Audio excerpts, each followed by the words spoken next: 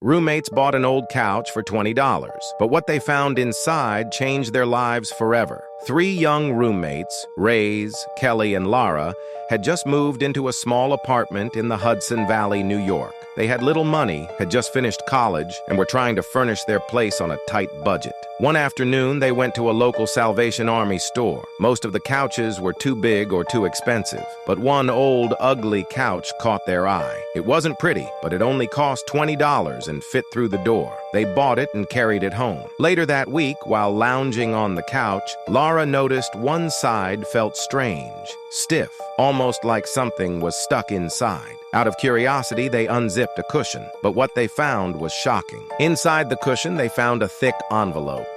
It was heavier than they expected. When they opened it, their eyes widened. It was full of rolled-up money. There were $1 bills, $20 bills, even hundreds. They looked at each other in silence. Then they reached into the couch again. They found another envelope, and then another. Soon they realized the couch was full of money, hidden deep in the cushions, in the backrest, and even under the seat. The three roommates sat on the floor, pulling out envelope after envelope. Their small living room was now filled with stacks of cash. They were shocked. None of them had ever seen so much money in one place before.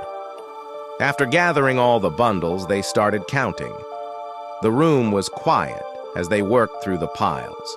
It took a while, but they finally had a number: $41,000. They could not believe it. At first, they laughed. Then one of them cried. The others joined in. They hugged and talked about everything they could do. Ray said he could pay rent for the rest of the year. Kelly wanted to send some money to her parents. Lara even dreamed about taking her first real vacation. For a moment, it felt like they had won the lottery. But then, something changed. Tucked in one of the last cushions, Lara found an envelope that looked different. It was old, torn, and dirty. Inside, there was a faded bank deposit slip. It had a name, an address, and other personal details. Their smiles slowly faded. This wasn't just forgotten money, it had belonged to someone. The room went quiet again. They sat and talked for a long time. They knew the money could change their lives, but it was not truly theirs. In the end, they made a decision. They would give it back. The next day, they took the slip to the Salvation Army store where they had bought the couch.